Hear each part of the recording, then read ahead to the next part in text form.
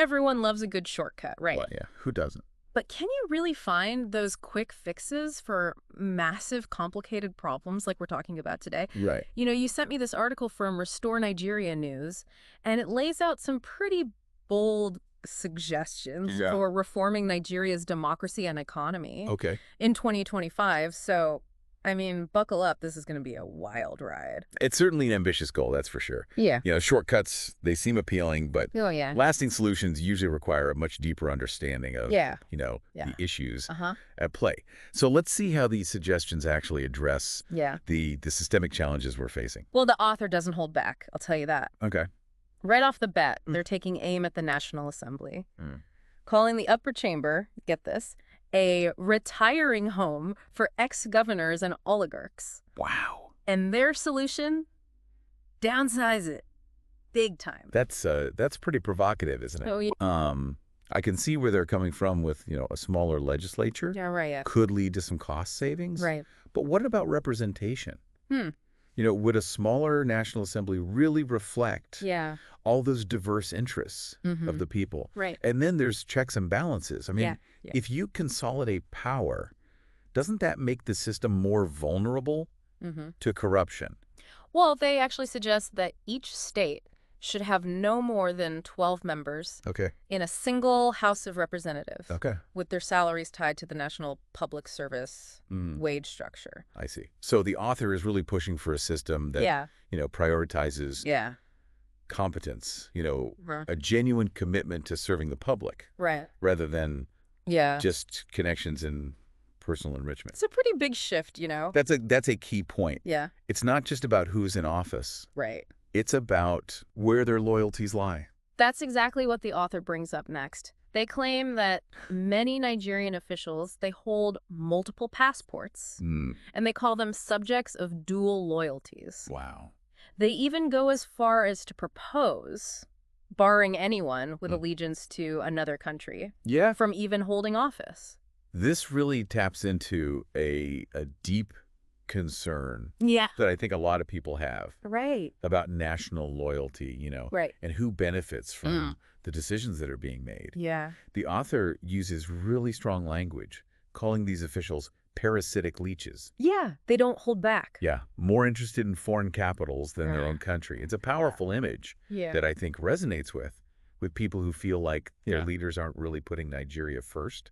They even compare these officials to viceroys serving foreign powers.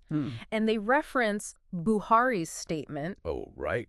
about relocating to Niger. Yeah, bringing up Buhari's statement definitely adds Yeah. fuel to the fire, Right. and it raises those important questions, Yeah. What impact are these dual allegiances having on Yeah. policy? Right. Is it hindering Nigeria's Yeah. development and independence? It makes you think, right? It does. We're talking about reforming the National Assembly, Right. questioning allegiances. Yeah. This is a pretty radical article. Yeah, But yeah. then they turn their attention to the political parties, calling for a complete overhaul. Wow. They're saying the current parties are just platforms for oligarchs Okay. to grab power with no real Yeah. ideology, no commitment to the people. This is a critique that we hear, I think, pretty often Oh, yeah? when people are talking about Nigerian politics. Right. Are these parties really representative? Right. Do they offer Yeah. different visions for the future, Mhm. or are they just vehicles for personal gain? That's a good question. The author uses a quote from Dr. Umar Ardo, Okay. describing the current system as Yeah. filled with unliggable characters. Hmm. I think that really sums it up. And their solution, hold on to your hats. Okay. They say parties should operate more like corporations, Like corporations. advertising open positions Wow. and actively recruiting qualified candidates. Okay. Even those from outside party ranks. That's a fascinating idea. It's pretty radical, right? Yeah. Can you imagine, political parties Yeah. holding job interviews, Yeah. assessing candidates Yeah. based on their skills and experience Yeah. instead of their Well, connections or, ability to secure funding? It'd be a huge shift from Why? the way things are done now. Totally. I don't know how that would play out. Right. Would it actually lead to more competent leadership? Yeah. or just create new avenues for manipulation? It's a good question, yeah. It's something to think about. And then the author takes on INAs. Okay. They claim that, get this, recent elections were rigged under pressure from the presidency. This goes to the heart of the Right. integrity of the elections, the vulnerability of institutions to executive power.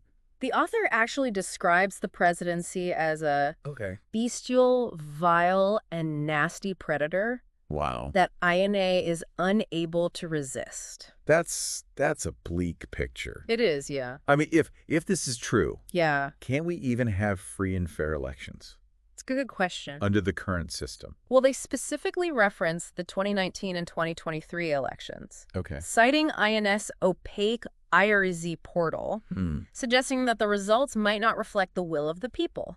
So their solution, get this, make INS a part of the judiciary. Part of the judiciary. Oh, no, right? That's a bold move. It's a huge change. Right. I mean, It could have huge consequences. yeah. I mean, on one hand, aligning INC with the judiciary Yeah. could provide more independence, Right. protect it Right. from executive influence. Yeah. But it could also blur the lines between different branches of government Uh-huh. and potentially even politicize Yeah.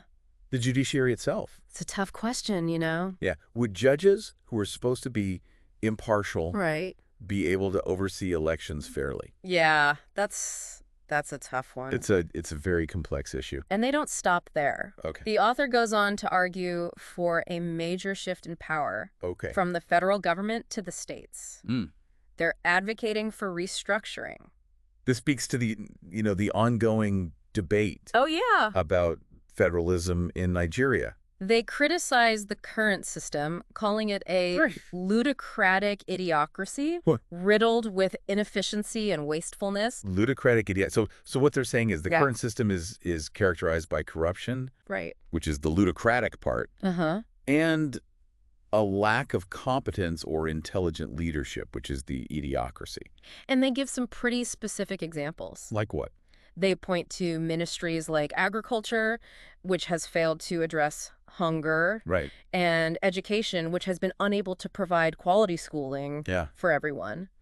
I think that resonates with a lot of people. Oh, yeah. This feeling that the government just isn't delivering Right. and that resources are Yeah. being wasted or siphoned off Right. through corruption. And then they turn their attention to the military. Okay. And they don't pull any punches here either. Oh, yeah. They call the military inept and corrupt, Wow. more concerned with enriching themselves than protecting citizens. They even suggest that it operates like an army of occupation. Those are serious accusations. Yeah. And I think they reflect a deep mistrust Right. of the military's role in society. They highlight the continued insecurity, citing examples like, The Bakassi Peninsula cession to Cameroon. Mm. And they argue that Yeah. the military needs a complete mental overhaul. This is where the author's proposal for a people's army comes in. Right. They're advocating for a model Okay. inspired by countries like Egypt and China, Uh-huh. where soldiers actively contribute to Olé. community development projects. Alongside their traditional security roles. Exactly. It's a pretty different vision It is. of the military's role in society. Yeah. But could it work in Nigeria That's the key question. with everything the author has laid out already? I mean, implementing that kind of shift Yeah. would require a fundamental change Uh-huh. in the military's culture. Right. We'd have to address the root causes of corruption, Right. build trust between the military and the communities they serve, Uh-huh. and make sure that soldiers are adequately Right. trained and equipped for this new role. And then they get to the banks. Oh, boy. And let me tell you, they don't hold back the punches here. Okay. They describe them as mafia gaming casinos Wow. run by unconscionable buccaneering banksters. Strong words. Oh, yeah. But I think they tap into a frustration that a lot of Nigerians feel Absolutely. towards the banks. Uh-huh. Yeah. This idea that banks are more interested in making a profit Right. than in Yeah. serving the needs of the economy Right. or ordinary people. They allege that banks are colluding with oil marketers to inflate subsidy costs, ultimately hurting ordinary citizens. This raises serious concerns Yeah. about the ethical conduct of these banks Right. and the need for greater regulatory oversight Right. to protect consumers Then the economy. and the economy. That's a whole... I mean, if banks are really engaging in these practices, Yeah. that undermines trust in the entire financial system. And then their critique extends to the Central Bank of Nigeria. They argue that the CBN has become a playground for private bank CEOs. So what they're saying is Yeah. that regulatory agencies like the CBN Uh-huh. have become influenced by the very industries they're supposed to be regulating. Exactly. They call it regulatory capture. Right. And they Yeah. criticize the CBN's focus on Yeah. this Western-style monetarism. Uh-huh. They think it prioritizes Yeah. finance over production. They even single out specific leaders praising the tenure of Charles Saludo as the last time a true economist led the CBN. Okay. And they contrast his approach with what they call the, quote, criminal, unpatriotic, and unimaginative leadership of figures Wow. like Sanusi Lamido and Right. Godwin Emefiele. It's quite an indictment. Yeah, it's a lot to unpack. It is. And we've only just begun to scratch the surface of this article. That's for sure. But before we dive any deeper, I'm curious to hear Yeah. what stood out to you Okay. from these initial proposals. You know, I think what strikes me is the sheer scope of the author's vision. Yeah. They're proposing a complete overhaul Yeah. of multiple institutions, Right. from the National Assembly to the military Yeah, to the yeah. banking sector. Uh-huh. It's a radical agenda, It is. but it's rooted in a deep Yeah. desire for change Yeah. and a belief in Nigeria's potential. It's a lot to think about. It really is. And it's a lot to digest, but I think this is going to be a good conversation. I think so, too. Yeah. It really makes you think about the future of Nigeria. Yeah, and what's What else you got? possible if we're really bold, you know. It's definitely a thought-provoking piece. It is. I appreciate that the author's not just pointing out the problems, Right. but actually offering solutions, Right. even if they are pretty radical. Yeah. Yeah, I'm curious, though, how do you think Yeah. these proposals would actually be received Yeah. by those in power? That's the million-dollar question, isn't it? It is. I mean, the author is basically challenging the status quo, right? Yeah. Demanding this huge shift in power dynamics. Right. And the people who benefit from the current system, Yeah. they're not going to give that up Right. without a fight. So it makes you wonder, could these reforms ever be implemented? Yeah. I mean, without some major political upheaval. I mean, it's possible. Yeah. You know, maybe you need a groundswell of public support Mhm. to pressure those in power Right. to embrace reform. Right. But history shows us that change can happen Yeah. in a lot of different ways. Right. Strategic alliances, Uh-huh. legislative processes, Right. even just shifts in public opinion. Yeah, and it's interesting that the author also doesn't shy away from criticizing individuals, Right. not just these institutions, you know. Yeah. They specifically call out figures like Okay. Sanusi Lamido Mhm. and Godwin Emefiele for their leadership Right. at the CBN. I mean, those are pretty serious accusations, Yeah, considering the roles right. that they've held. In Nigeria's financial system. Right. It underscores this point about accountability at every level. One thing I found interesting, while the author's critique of Yeah. these different sectors is very clear, Uh-huh. they don't ever really address Oh. the judiciary directly. Why do you think that is?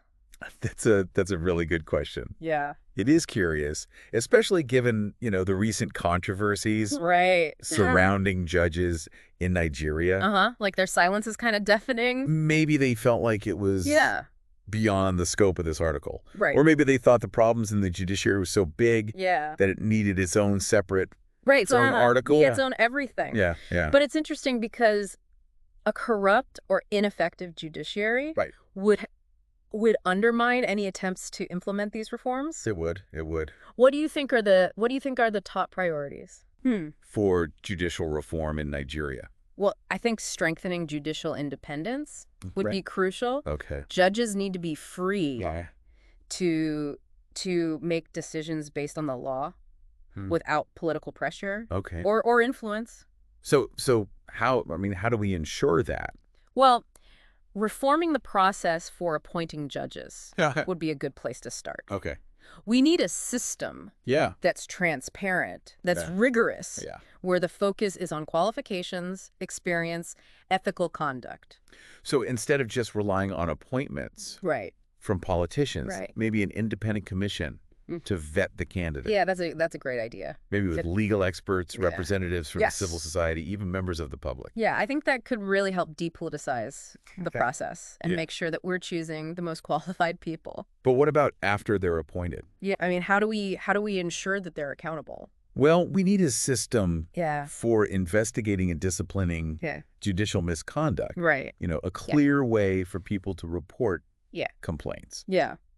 So we're talking about a clear code of conduct, Right. a transparent process Yeah. for handling these complaints, Right. And a willingness to hold people accountable. Yeah. No matter no matter who they are. how powerful they are, Yeah. what their connections are. It seems like it would take a huge cultural shift You would. within the judiciary itself Absolutely. to really root out. It's not enough to just have rules. Right. You have to enforce them. Right. And you need that shared understanding Uh-huh. that corruption won't be tolerated. It would also take resources, wouldn't it? It would. I mean, things like It's like adequate salaries, adequate salaries. making sure that the courts have the resources they need, Right. Enough staff. transparency in the proceedings. All of those things are essential Yeah. if you want a functioning Right. judicial system. So it seems like tackling this problem, Yeah. it's not just about addressing individual bad apples. It's about the system. It's about the system. Yeah. Creating a system that supports ethical behavior, Right. holds people accountable when they do something wrong. Creating an environment where integrity is the Yeah. norm. And I thought it was really interesting how the author talked about restructuring, you know, this idea of shifting power Right. to the states. I think it comes from a belief that decisions should be made Yeah. closer to the people they affect. And recognizing that Nigeria is a diverse country It is. with different needs in different places. Absolutely. A one-size-fits-all approach Yeah. just doesn't work. The author argues that the current system Yeah. is just too inefficient, too bureaucratic, Too prone to corruption. too prone to corruption, and they point to the failings of those federal ministries. Right. Like Agriculture, education. as evidence. Yeah, I think that resonates with a lot of Nigerians. Yeah. This feeling that the federal government is just Too distant. too distant, Yeah. too slow, Too slow to respond. Yeah. And too often just captured by special interests. by special interests. Right. So restructuring then is about empowering states to make decisions Right. that are tailored to their circumstances. Exactly. Bringing government Yeah. closer to the people. But, I mean, wouldn't that require a lot of trust?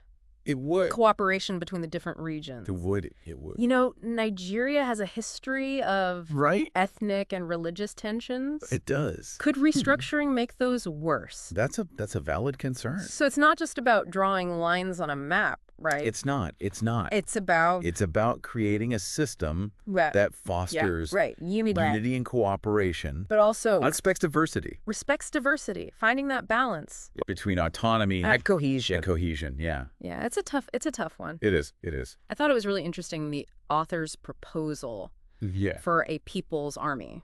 Mm. It suggests a very different role Yeah. for the military. It does. It's not just about defense. Right. It's The about development, yeah. imagine soldiers Yeah. working with civilians, building roads, Right. Schools, hospitals. hospitals, providing medical care Yeah. in remote areas. I mean, it sounds noble, but is it realistic? I mean, could we really transform the military Yeah. into that kind of force? I mean, it would take a It would take a fundamental shift huge, in their culture, right. in their mindset. We'd have to move away from that Yeah. hierarchical command and control Right. to something more collaborative, Yeah, more community-oriented community-oriented, and accountable to civilian oversight. And you would need buy-in from the communities. You would. Right. They would have to believe Yeah, that the military was really there to help, exactly. not just pursuing their own agenda. Building trust is key. And we can't ignore the risks, can we? No, we can't. Of empowering the military, Right, especially given even in this development role. Nigeria's history. So how do you balance that? It's a tough question. Right.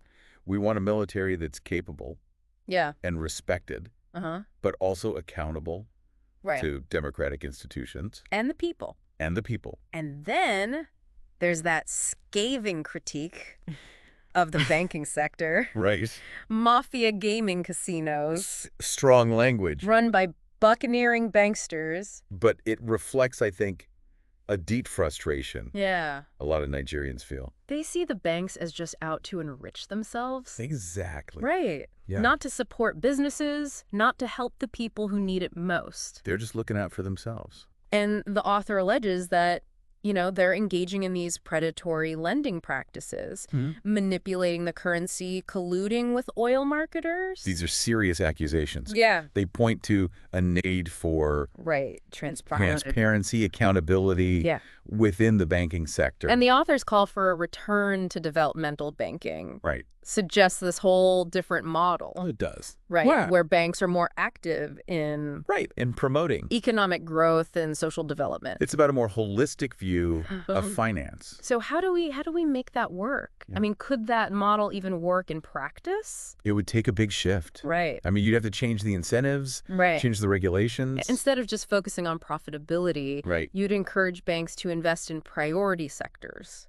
Right. Things like agriculture, agriculture, manufacturing, renewable energy. renewable energy. Yeah, and then hold them accountable for their social and environmental impact. So it's not just about changing the rules. Right. It's about changing the culture, The mindset. the mindset of banking, Yeah. so that they value social responsibility as much as they value profits. And the author's critique of the CBN, Right. it really focuses on this perceived lack of intelligent leadership. Right. They argue that the CBN has been too focused on Yeah. this Western-style monetarism. They think it's led to a neglect Yes. of the real economy. real economy. And that gap Right. between the rich and the poor. And they praise Charles Saludo. Right. They say he was the last true economist To lead the CBN. to lead the CBN. Right. And they contrast that with Yeah. what they call, quote, criminal, unpatriotic, and unimaginative leadership Wow, strong words. of figures like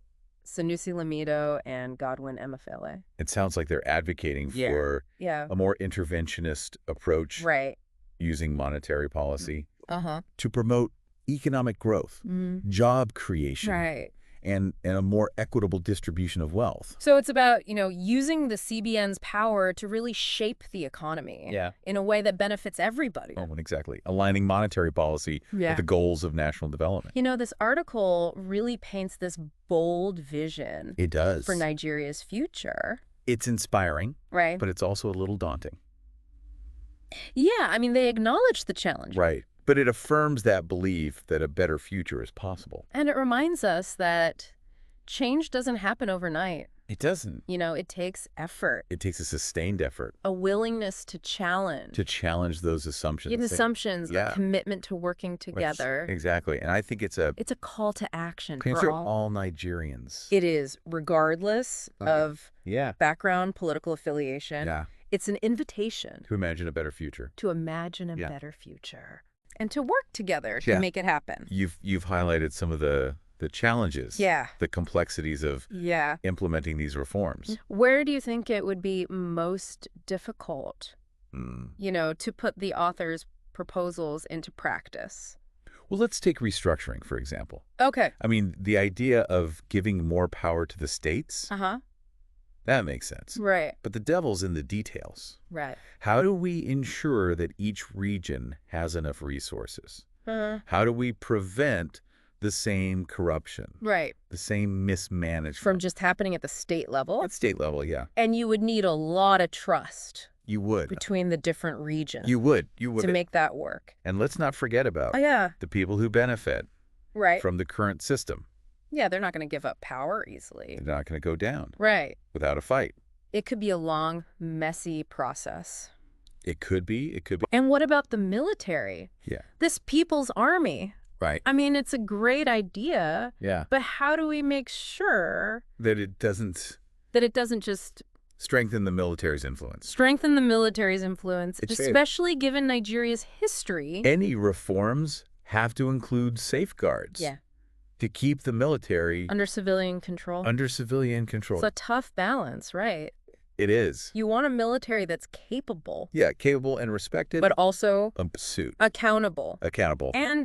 And the author's critique Yeah. of the banking sector, Right. this call for developmental banking, Yeah, it really challenges raises some big questions about Yeah. the role of finance in the economy. the dominant way of thinking about banking. Right. You know, Yeah. it's all about profit. But could we shift to this Right. more socially responsible approach? I mean, it would take a fundamental change Right. in how banks operate, Yeah. how they're regulated. Instead of just focusing on profits, Right. encourage them to Think about. invest in key sectors. Right, and to be accountable Yes, let's see. for their social Manufacturing. and environmental impact. Renewable energy. It's not just about the rules. Right. It's about the culture of banking. So they would have to embrace this broader definition Right. of success. It's about aligning the financial system Yeah. with the goals With the needs of the people. of sustainable Right. and inclusive development. It's interesting how the author criticizes Yeah. specific individuals, Yeah. especially when talking about the CBN. Right. Is that a helpful approach, do you think? I mean, it's a double-edged sword. Okay. On the one hand, it personalizes the issue, Yeah. makes it more relatable. Right. It can expose wrongdoing, Uh-huh. create pressure for accountability. But it could also alienate It could. potential allies. It could. So it's about finding that balance. It is between highlighting individual accountability Mhm. and focusing on the bigger systemic problems. I think the goal of reform should be Right. to create a better future for everyone. Right. And that means Working together. working together, finding solutions. You know, we've talked about a lot of different issues today. Yeah, we have. You know, restructuring, reforming the military, Right. the banking sector. And it's clear that this article Yeah. offers a really radical vision. It really does challenge the status quo. It does. It demands more Yeah. from those in power. It calls for a real shift in mindset, Yeah. A restructuring a restructuring of institutions, and a renewed focus on accountability, transparency. the well-being of the people. It's a vision that's There's a lot. inspiring, Yeah. but also, a little daunting. Yeah, it really is. But I think it reminds us Yeah. that change is possible, That change is possible. but it requires effort, Yeah. A willingness a willingness to challenge assumptions. and a commitment to working together. Exactly. And it reminds us that we all have a role to play, right? Yeah, In absolutely. shaping Nigeria's future. Whether it's, Yeah. engaging in these debates, Right. holding our leaders accountable, Mhm. or just advocating for the changes Yeah. that we want to see. I think this article is a great starting point It is. for those conversations. It really makes you think about, Yeah. what kind of society we want Right. and what values should be guiding us. And it pushes us to think beyond those quick fixes. It does. You know what I mean? Yeah. Like really grapple with these complex problems. Yeah, it's not about just tweaking things. right. It's about Fundamental change. fundamental change. And I think it shows us that these issues are all connected, right? Yeah. Yeah. You can't really address corruption in the judiciary Right. without looking at the economy, without looking at the politics. Everything's connected. Yeah. You can't reform the military Yeah. without, thinking about its role in society. Its relationship. And you can't build a more equitable economy Right. if you don't address those Those inequalities. social and political Yeah, inequalities. yeah, that are holding people back. Exactly. It's about seeing the bigger picture Right. and understanding that Real change real progress, takes a holistic approach. a holistic approach. This has been a really thought-provoking deep dive. It has. You know, it's really challenged us to think It has. about Nigeria's democracy, Yeah. the economy, The economy. and what it's going to take to create Yeah. a better future for everybody. It's been a pleasure Yeah, it has. exploring these issues with you. And I hope this conversation encourages our listeners I hope so too. to keep thinking about these things, to keep Yeah. talking about them. Yeah. To come up with their own ideas. Yeah, to be part of the solution. Exactly. So thank you for joining us on this deep dive. Thank you. We Oh, hope you found it informative, I hope so. inspiring, And I hope it gives people hope for the future. because remember, the future is not predetermined, right? It's not. It's something that we create We created through our choices, through our actions, through our actions. Yeah. and our We belief seek a better tomorrow in a better tomorrow is possible for Nigeria. for Nigeria.